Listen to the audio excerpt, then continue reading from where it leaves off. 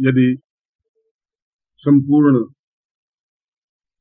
भारतीय शास्त्रों का मंथन किया जाए तो प्रारंभ से लगा करके आज तक भारतीय दर्शन और भारतीय ज्ञान, भारतीय चिंतन और भारतीय विचारधारा को स्पष्ट करने के लिए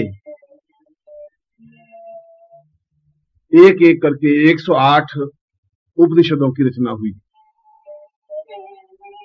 जब वेदों के भाष्य और वेदों के अर्थ समझ से परे हो गए तो ऋषियों ने उपनिषदों की रचना की।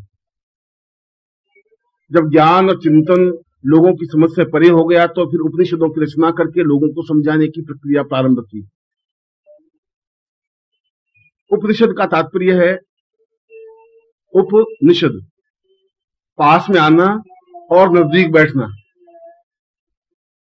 यहां पास में आना और नजदीक बैठने का तात्पर्य गुरु के समीप जाना और गुरु के समीप बैठने की क्रिया से है।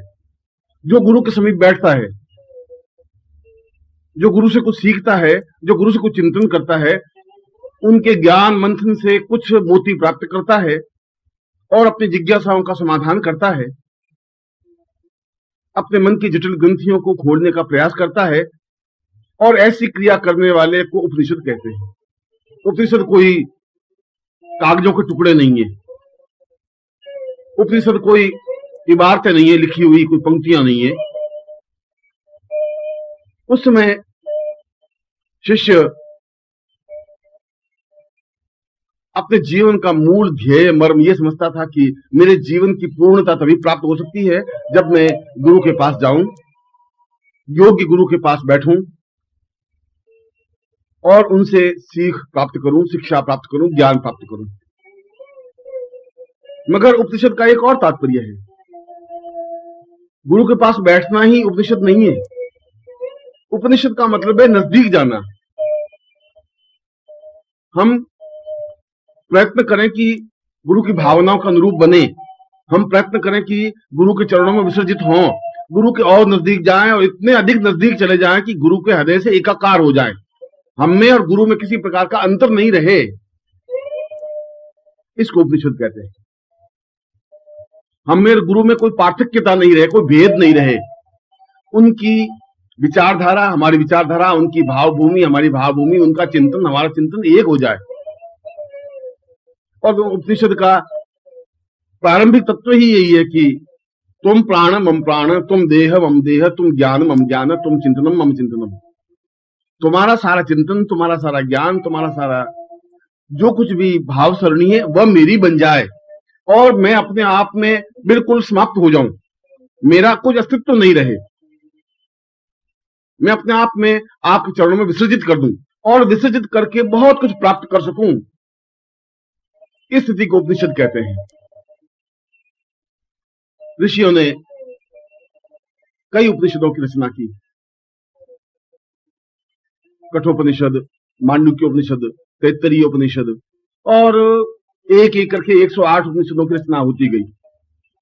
जहां भी ज्ञान की गुत्थी उलझती, जहां ज्ञान की गुत्थी को सूत्र में समझाने की व्याख्या सही ढंग से नहीं हो पाती तो उस सूत्र को विस्तार से स्पष्ट करने के लिए उपनिषदों की आवश्यकता पड़ी। एक सूत्र को लिया और एक सूत्र को विस्तार से विवेचित किया और इसे उपनिषद बनाया। उपनिषदों का तात्पर्य है कि हम उस सूक्ति को गहराई के साथ समझ सके, हृदय के अंदर उतार सके, पूर्णता के साथ चिंतन मनन विचार धारणा कर सके।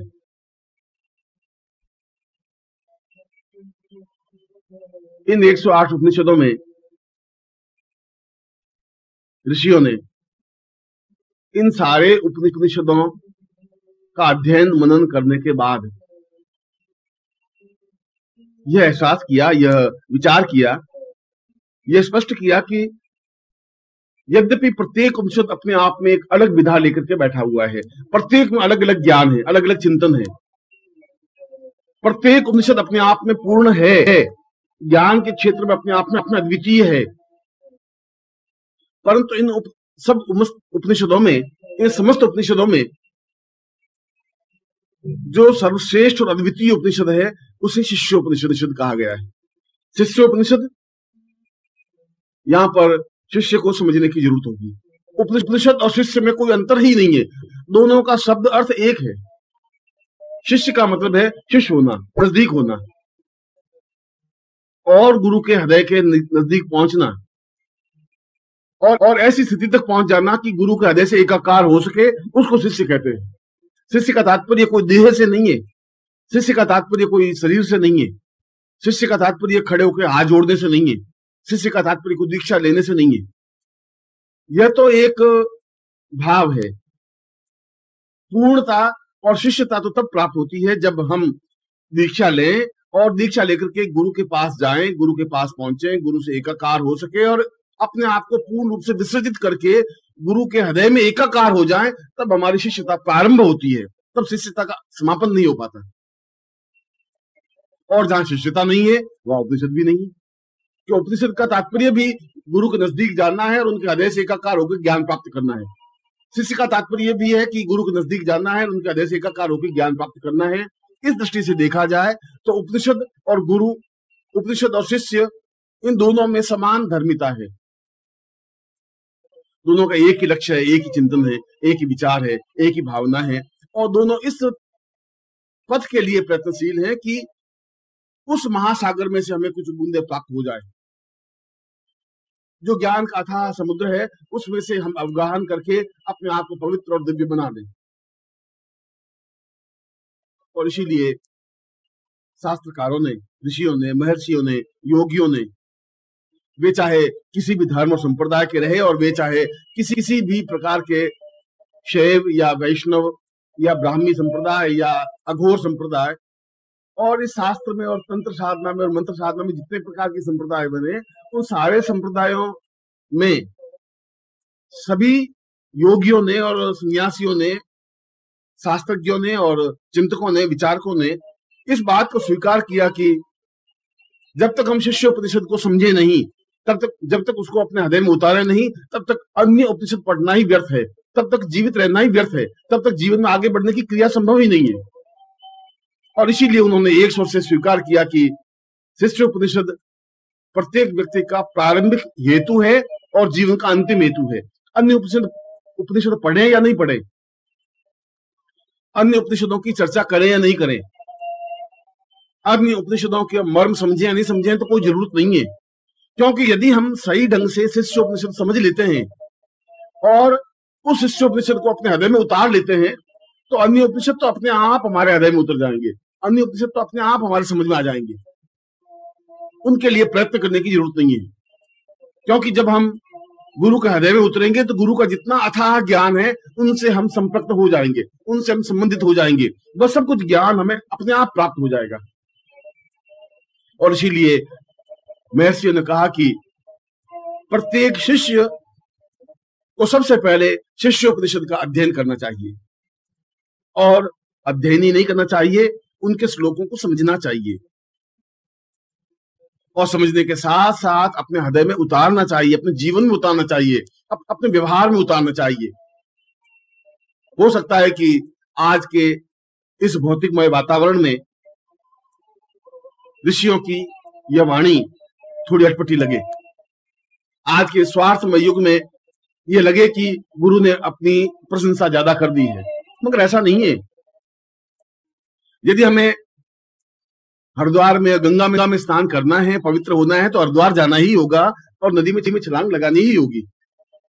यदि हमें मानसरोवर की उस झील में अवगाहन करना है तो मानसरोवर तक यात्रा करनी ही होगी, और यदि हम ज्ञान में पूर्णता प्राप्त करनी है तो गुरु के समीप जाना ही होगा, उसमें एकाकार होना ही होगा। इसलिए यदि हमें जीवन में उस पूर्ण सत्य के दर्शन करने हैं, उस पूर्णत्व के दर्शन करने हैं, यदि हम पूर्णमदः पूर्णमिदं बनना है, तो फिर हमें शिष्य की परिभाषा समझनी होगी, तब हमें गुरु के समीप जाना होगा, क्योंकि इसके सारा ज्ञान पोथियों में लिखा हुआ नहीं है। और अगर ज्ञान पोथियों में लिखा हुआ भी है तो पुस्तकें उस ज्ञान का विवेचन नहीं कर सकती, समझा नहीं सकती, हृदय में उतार नहीं सकती। उस हृदय में उतारने के लिए गुरु की आवश्यकता है। जब गुरु समझा सके कि इस पंक्ति का, इस तत्व का इस धारणा का अर्थ क्या है। यदि हमें शंकराचार्य को समझना होगा तो शंकराचार्य के ग्रंथ हमें नहीं समझा सकते। शंकर भाष्य हमें पूर्ण ज्ञान, पूर्ण चिंतन नहीं दे सकता। इसके लिए गुरु की जरूरत है। कैसे गुरु की जरूरत है? वह गुरु जो अपने ज्ञान के बल से, अपनी साधना के बल से अपने अंदर शंकराचार्य को उतार सके। जब उतार सके तो शंकराचार्य उसके शरीर में, उसके हृदय में, उसके प्राणों में उतर करके उस मूल भावना को स्पष्ट कर सके जो शंकराचार्य उस शंकर भाष्य में कहना चाहते थे। और तब गुरु उस मूल चिंतन को अपने शिष्य को दे, और ऐसा करने पर ही उसका मूल चिंतन की एक परिधि, एक परिणी, एक तरीका, एक रास्ता बनता है। शंकराचार्य से वह मूल रूप से ज्ञान गुरु के हृदय में उतरा, और गुरु के हृदय से वह ज्ञान शिष्य के हृदय में ज्यों का त्यों उतरा। उसमें किसी प्रकार का बनावट, भेद या अंतर नहीं आया। यह जरूरी है। यह गुरु के लिए कठिन क्रिया है, और यह गुरु तभी ऐसा कर सकता है जो अपने आप में योग्य है, जो अपने आप में अद्वितीय है, जो अपने आप में श्रेष्ठ है। मैं चर्चा कर रहा था शिष्योपनिषद की, और मैं अपने इस प्रवचन में उस अद्वितीय और महत्वपूर्ण शिष्योपनिषद के कुछ श्लोकों को, कुछ महत्वपूर्ण श्लोकों को आपके सामने उद्धृत कर रहा हूं, जो कि उस शिष्योपनिषद का मंथन है, सारभूत चिंतन है, जो बहुत श्रेष्ठतम श्लोक है। और मैं उन श्लोकों का अर्थ भी आपके सामने स्पष्ट करूंगा, जिससे ज्ञात हो सके कि ये उपनिषद हमारे जीवन में पूर्णता प्राप्ति के लिए कितना अधिक आवश्यक है। यदि हम पूर्ण होना चाहते हैं, यदि हम सही अर्थों में साधक बनना चाहते हैं, यदि हम सही अर्थों में इस पगडंडी पर आगे बढ़ करके पूर्णता की ओर अग्रसर होना चाहते हैं, और यदि हम एक बूंद से समुद्र में पूर्णता प्राप्त करना चाहते हैं, हम समुद्र बनना चाहते हैं, यदि हम एक सुगंध बनना चाहते हैं, यदि हम वसंत ऋतु बनना चाहते हैं, तो फिर ये जरूरी है कि इन श्लोकों को समझें, अपने हृदय में उतारें, और इन श्लोकों के अर्थ को सुने ही नहीं, बार बार उस श्लोक को सुन करके उसके मूल अर्थ और मूल चिंतन को अपने शरीर में रचा ले, पचा ले, एकाकार कर ले, समझ ले। ऐसा होने पर ही इस युग में भी और इस जीवन में भी बस सब कुछ प्राप्त हो सकता है जो हमारे जीवन का लक्ष्य, जो हमारे जीवन का ध्येय, जो हमारे जीवन का उद्देश्य है। और हमारे जीवन का उद्देश्य यह है कि हम एक सामान्य मनुष्य की तरह जिंदा नहीं रहे। हमारे जीवन का उद्देश्य यह है कि हम कीट पतंगों की तरह और पशु पक्षियों की तरह जिंदा रहकर मर नहीं जाएं।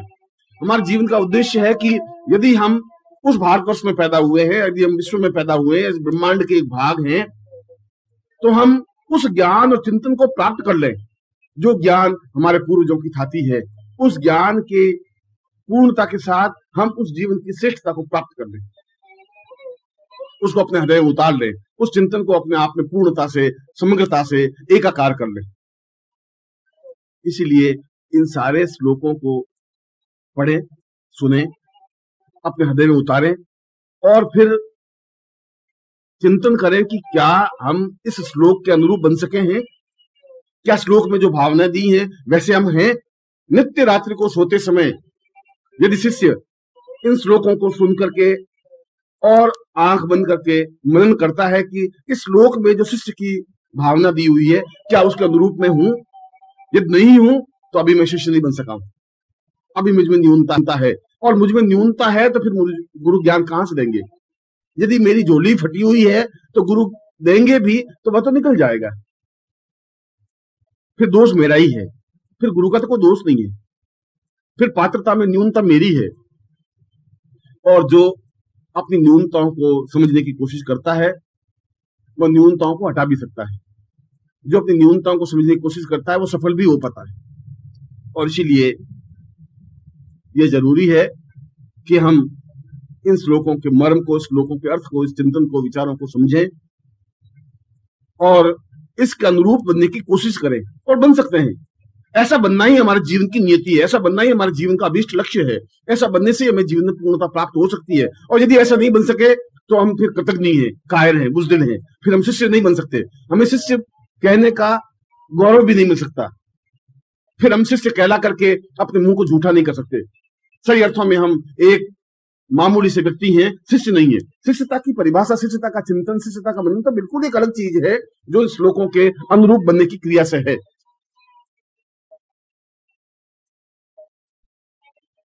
मैं कुछ महत्वपूर्ण श्लोकों को इस प्रवचन के माध्यम से स्पष्ट कर रहा हूं, जो हमारे ऋषियों ने कहा है, मैंने नहीं, जो हमारे पूरे शास्त्रों के मंथन ने कहा है और विवेचन किया है। यदि उस युग में यह वाणी सत्य थी, यदि ब्राह्मण काल में यह वाणी सत्य थी, यदि रामायण महाभारत काल में यह वाणी सत्य थी, और यदि शंकराचार्य ने इस शिष्य उपनिषद को अपने जीवन में उतारने का प्रयास किया और कहा कि शिष्य उपनिषद को एक धार्मिक ग्रंथ की तरह अपने जीवन में उतारना चाहिए, तभी हम ज्ञान में पूर्णता प्राप्त कर सकते हैं। और उस समय अगर ये वाणी सत्य थी तो आज के युग में भी ये वाणी सत्य है। युग नहीं बदले हैं, मनुष्य बदल गया है और उस बदले हुए मनुष्य में से हमें नए मनुष्य को ढूंढना होगा। इस बदले हुए मनुष्य में से हमें उन मनुष्यों को छांटना होगा जो अपने आप में नवीनता को लेकर के आगे बढ़ रहे हैं, जो ज्योति स्तंभ हैं, जो दीप स्तंभ हैं, जो आगे बढ़ने का हौसला हिम्मत रखते हैं, जो सही अर्थों में शिष्य बनने का गौरव प्राप्त करने में सक्षम हैं। और यदि इस भीड़ में से, समाज की भीड़ में से 5, 10, 15, 20, 25, 50 भी ऐसे शिष्य निकल आए तो यह पृथ्वी वापिस सुखी और सफल और संपन्न हो जाएगी। यदि हम 100 शिष्य भी ऐसे इस पृथ्वी तल पर निकाल सके तो ये देश, यह विश्व, ये ब्रह्मांड अपने आप में वापिस उन्नत, वापिस सुखी, वापिस सफल, वापिस ज्ञानवान, चेतना युक्त और वापिस अपने आप में अद्वितीय बन सकेगा। इसलिए मैं उन ऋषियों की वाणी को इन श्लोकों के माध्यम से स्पष्ट कर रहा हूं।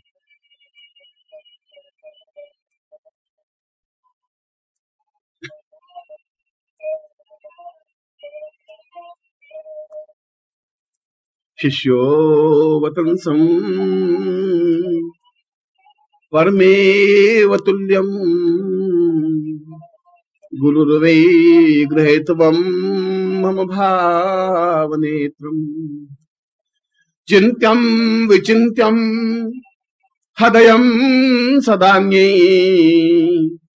देहो प्रपन्नं वदनं प्रपन्नम्। शिष्य का तात्पर्य है निरंतर अनुकूल बनने की प्रक्रिया की ओर अग्रसर होना। निरंतर एक एक क्षण इस बात के लिए सचेष्ट और प्रयत्नशील रहे कि मुझे गुरु के अनुरूप बनना है। गुरु में जो गरिमा है, जो गुरु में ज्ञान है, जो गुरु में पवित्रता है, जो गुरु में दिव्यता है और जो गुरु में गुण है, उन गुणों के अनुरूप मुझे बनना है, आगे बढ़ना है, सफलता प्राप्त करनी है। यदि गुरु में कुछ अवगुण है तो शायद वह उनकी लीला है, हम नहीं समझ सकते। यदि हम गुरु को ही समझ लेंगे तो फिर हम शिष्य रहे ही कहां, फिर तो हम स्वयं गुरु बन गए। गुरु किस समय क्या कर रहे हैं उसके पीछे जरूर कोई अहेतुक हेतु है, कोई ऐसी चीज है जिसको हम समझ नहीं पा रहे हैं, और हम समझ नहीं पा रहे हैं इसलिए हमारी बुद्धि पर एक ऐसा पर्दा पड़ जाता है कि हम उसको अवगुण समझने की कोशिश करने लग जाते हैं। हो सकता है कि वह उनकी कोई क्रिया हो सकता है कि वह उनकी साधना पद्धति हो सकता है कि उनका कोई चिंतन हो सकता है कि वह कुछ विशेष करना चाह रहे हो और उसके लिए किसी पात्र की, किसी स्थान की, किसी चिंतन की आवश्यकता हो। गुरु ज्यादा समझ सकते हैं।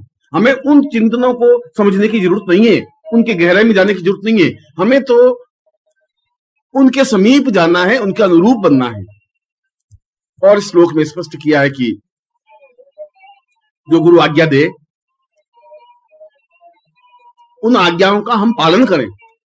आज्ञा का पालन करना और एकमात्र आज्ञा का पालन करना, केवल आज्ञा का पालन करना ही शिष्य का परम कर्तव्य है। यदि हमने तर्क वितर्क किया तो शिष्य ताकि उस भावभूमि से एकदम से परे हट जाते हैं।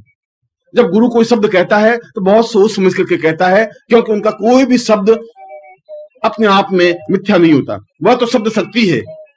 उन्होंने जिस शब्द का प्रयोग किया वह अपने आप में शक्ति का आधारभूत है। व्यर्थ में उस शक्ति का अपव्यय वो नहीं कर पाते, क्योंकि गुरु बहुत ऊंचाई पर स्थित हैं और हम उस ऊंचाई तक अभी पहुंचे नहीं है।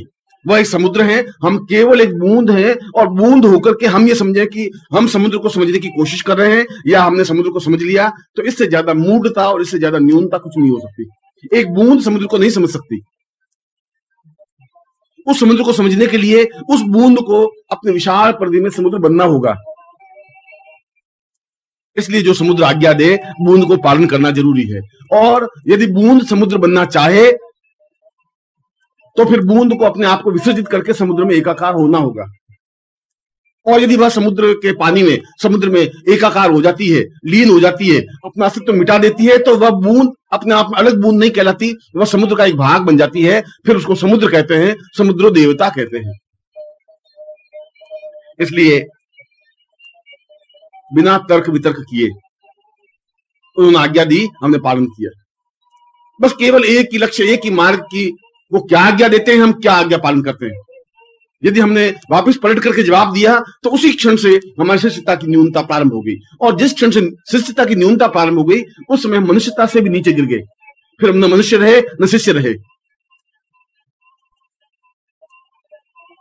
और इस श्लोक में शिष्य कि उन पांचों चिंतनों को स्पष्ट किया है कि एक शिष्य को गुरु के नजदीक जाने के लिए प्रारंभिक इन 5 तत्वों पर तो निरंतर अमल करना ही चाहिए। हर क्षण ये बिंदु उसके सामने स्पष्ट होने ही चाहिए शिष्य के सामने। पहला, गुरु उठे उससे पहले उठ जाए।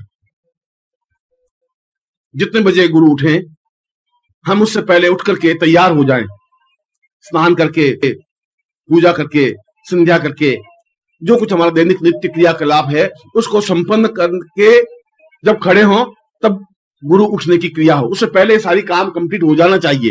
बस इससे तो कृतज्ञ, इससे हो ही नहीं सकता कि गुरु उठने के समय उठे या गुरु उठने के बाद उठे। दूसरा, गुरु सोए उसके बाद सोए। जितने समय गुरु सोए उनकी चरण स्पर्श करके उसके बाद ही वह अपनी सैया पर जाए। तीसरा, हर समय दिन को या रात्रि को सतर्क रहे। थोड़ी सी गुरु की आवाज आने पर उठ के खड़ा हो जाए, तैयार रहे, आलस से छोड़ करके उनकी आज्ञा पालन के लिए तैयार रहे, सन्नद्ध रहे। ऐसा नहीं कि गुरु आवाजें देते ही रहे और तुम गहरी नींद में सोते ही रहो। यह तो शिष्य के लक्षण नहीं है, ये तो शिष्य के चिंतन नहीं है। चौथा, शिष्य के लिए जरूरी है कि वह निरंतर साधनारत रहे, प्रत्येक क्षण इस बात का प्रयत्न करता रहे कि मुझे साधना के क्षेत्र में अग्रसर होना है। और पांचवा चिंतन कि गुरु की आज्ञा का बिना नूनच किए, बिना तर्क वितर्क किए पालन करे, और केवल मात्र पालन ही करे। ये पांचों तत्व लेकर के शिष्य आगे बढ़े, तब शिष्य की पहली सीढ़ी पर पांव टिकता है। हम नित्य मंथन विचार करें कि क्या हम ऐसा कर रहे हैं, और यदि नहीं कर रहे हैं तो फिर हमारी न्यूनता है, फिर हमारी गलती है। और इस श्लोक में यह स्पष्ट किया है कि गुरु के प्रति हमारे जो कर्तव्य हैं, जो उत्तरदायित्व हैं, जो गुरु ने हमें काम सौंपे हैं, उन कामों को बिना हिचकिचाहट के पूरा करता रहें, पूरे करते रहें। यह अलग बात है कि उन्होंने हमें क्या काम सौंपा है, यह तो वे समझे। हो सकता है कि हम ज्ञान के क्षेत्र में बहुत महान हो और हमें रसोई बनाने के लिए काम सौंप दिया हो। यह हो सकता है कि हम दर्शन के क्षेत्र में बहुत अच्छे जानकार हो और हमें लकड़ियां काटने के लिए जंगल में भेज दिया हो। मगर यदि उन्होंने ऐसा काम सौंपा है तो उसके पीछे उनका कोई हेतु होगा, कोई कारण होगा, जरूर उनके कोई नियमन होगा, तभी मुझे ऐसा काम सौंपा गया है। ऐसा शिष्य चिंतन करता ही रहे, और जो भी काम सौंपे उसमें किसी प्रकार का प्रमाद और आलस्य नहीं रखते हुए उस कार्य को समय पर पूरा करके उनके चरणों में समर्पित कर दे। यह शिष्य का लक्षण, यह शिष्य का चिंतन, यह शिष्य का विचार है, यह धारणा है। ऐसी क्रिया होने पर वह शिष्यता के पगडंडी पर, शिष्यता के रास्ते पर आगे बढ़ने की ओर अग्रसर होता है। नित्य रात्रि को हम मंथन करें, सोचें कि क्या हम ऐसा कर रहे हैं। और इस श्लोक में यही स्पष्ट किया है कि यदि गुरु आज्ञा नहीं दे तो हम ऐसा प्रयत्न करें कि हमें कुछ आज्ञा दे, हमें कुछ काम सौंपे, कैसा भी काम सौंपे, कठिन से कठिन काम सौंपे, सरल से सरल काम सौंपे, मगर हम उस कार्य को करने की ओर अग्रसर हों, निरंतर उनकी आज्ञा का पालन करते रहें। एक आज्ञा दे, एक आज्ञा का हमने काम पूरा कर दिया है तो फिर उनकी आंखों की तरफ ताकते रहें कि हमें दूसरी आज्ञा दे, हम उस आज्ञा में जुट जाएं। ये शिष्य का लक्षण है, ये शिष्य का चिंतन है, ये शिष्य का विचार है। दीर्घोवतं सं वदतं च नित्यं पूर्वो मदान्यै परिपूर्ण रूपम् ज्ञानं सतां पूर्वमदैव रूपम् शिष्यो वदान्यै वदतं वदैव।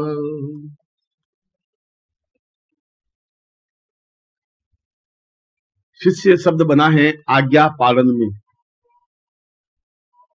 और शिष्य शब्द बना है निरंतर उनकी सेवा करने में। सेवा और आज्ञा ये दो साधन हैं जिसके माध्यम से शिष्य आगे की ओर अग्रसर होता हुआ पूर्णता प्राप्त करता है। जो सेवा नहीं कर सकता वह समर्पण भी नहीं कर सकता, और जहां समर्पण नहीं है वहां शिष्यता नहीं है। इसलिए शिष्यता के तीनों शब्द अपने आप में एक अर्थ ही है, एक ही अर्थ है, सेवा, समर्पण और शिष्यता। जहां सेवा है वहां समर्पण है, जहां समर्पण है वहां शिष्यता है, और इन तीनों का जब समन्वय होता है, जब तीनों तत्व एक साथ मिल जाते हैं, तब गुरु के पास में शिष्य आगे बढ़ने की ओर अग्रसर होता है। तब समझना चाहिए कि मैं आगे बढ़ रहा हूं। यदि उसमें सेवा करने की भावना नहीं है, और यहां सेवा का तात्पर्य उस श्लोक में, इस उपनिषद में स्पष्ट किया है कि जो गुरु की इच्छा है उस कार्य को प्रसन्नता पूर्वक करने की क्रिया को सेवा कहते हैं। यदि गुरु पानी पीना चाहे और हम उनके सामने अच्छे भोजन ला के रख दें, ये सेवा नहीं है। उनके लिए उस समय उनको पानी का प्यास बुझाना जरूरी है, सही समय पर उनकी सेवा करनी जरूरी है। और निरंतर जैसे चकोर चांद को ताकता रहता है, उसी प्रकार से निरंतर हमारी आंखें उनके चरणों की ओर टिकी हुई रहे। वह शिष्य हो ही नहीं सकता कि जो उनकी आंख से आंख मिला करके बात करे। वह शिष्य नहीं हो सकता, वो तो कृतज्ञ है, पापी है, वो तो अपने आप में दुष्ट है, वो अधर्मी है। इतनी हमें क्षमता नहीं है कि पहाड़ की ऊंची चोटी पर हम खड़े होकर के बात करें। हमारी आंखें निरंतर अगर हम उनके सामने उपस्थित हों तो उनके चरणों की ओर हो, घुटनों से ऊपर हमारी आंख उठे ही नहीं। वो आज्ञा दें और हम आज्ञा का पालन करें। बहस करना या तर्क वितर्क करना, ये सामने बोलना तो घटियापन का एक अंतिम तरीका है, एक बहुत घटिया और छोटा उपाय है। वह तो शिष्यता की एक न्यूनता है। इसलिए श्लोक में बताया गया है कि शिष्य वह है जो गुरु बुलाए उसके सामने उपस्थित हो, मगर नजरें उसकी झुकी हुई हो, दृष्टि उनकी गुरु के चरणों पर हो, और मन में निरंतर ये भाव रहे कि मुझे अवसर मिले और मैं गुरु के पांव दबाऊं, मुझे अवसर मिले और मैं उनके शरीर की सेवा करूं, उनके शरीर की मालिश करूं, उनके शरीर को सुख दूं, उनको स्नान करवाऊं, उनके लिए जल की व्यवस्था करूं, उनके लिए वस्त्रों की व्यवस्था करूं, उनके कपड़े धोऊं, और वह सब कुछ काम करूं जिसके माध्यम से गुरु प्रसन्न हो सके, गुरु को सुख मिल सके। जहां गुरु को सुख मिलने की क्रिया है वह सेवा की क्रिया है, और ऐसी सेवा करने वाला व्यक्ति ही, ऐसा सेवा करने वाला शिष्य ही सही अर्थों में गुरु में हो सकता है।